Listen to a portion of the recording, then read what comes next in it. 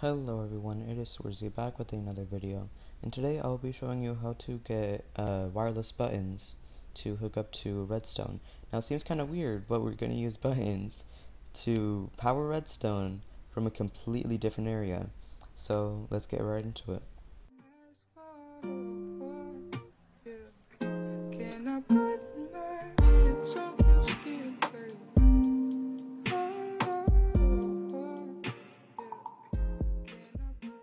Now when you see this type of button just hanging around, not hooked up to anything, you're probably thinking, well, it can't do anything. But with repeative command blocks, they can actually do something. So what I have it to do is to say hello. As you can see, it does in fact say that. Now if you are going to be doing this, you want to make sure your block type is on repeat, as you can see right here, and the redstone is set to always active. And what we're doing right here is /test for block 35 -15, which is the coordinates right here, and it is testing for when the button is pushed in.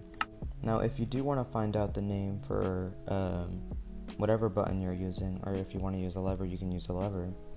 You can do /give at s and then button, and it might have a different name. As you can see, the oak button on the bottom is actually labeled wooden button. And so if you're going to use commands, you want to use wooden button instead of oak button, or else it won't work. And so right here, we're doing /test for block 35 -15, polish blackstone button 12. And you're probably wondering what that 12 is doing right there. So if I go ahead and go over here, /test for block, as you can see at the end, it says data value. And our data value is 12. And the data value is essentially testing for the different types of blocks or the location they could be in. And so for my instance, the button could be anywhere in this specific coordinate. It could be sticking out from here, here, here, from the top or the bottom, or it could be testing for whenever the button is in a certain location, but it is pushed in. See what I'm doing here? So we're doing 12 because it is the button right here, and we're going to be doing it so whenever it's pushed in, it says hello. Now as you can see, I've had it set up here to where it doesn't really hook up to anything, but I already have everything figured out.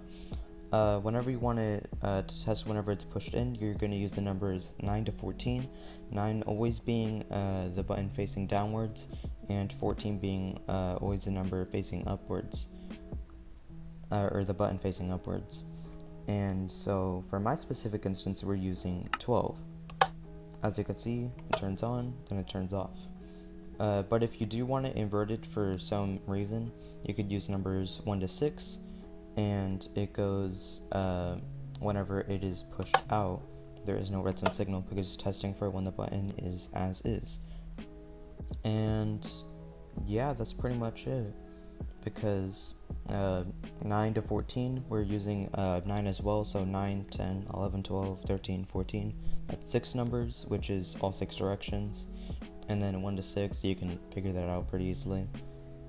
And you can hook this up to literally anything. If you want chain command blocks, go ahead, knock yourself out. You want to run it to a door, just a wireless door for some reason, go ahead, do whatever you want, knock yourself out. But these wireless buttons are super useful if you're ever trying to make, like, for example, a map, but you don't want to show any redstone. You can have a wireless button just hooking up to whatever you want it to. So I hope you all found this video helpful. Leave a like and subscribe, although it's not necessary. I'd greatly appreciate it.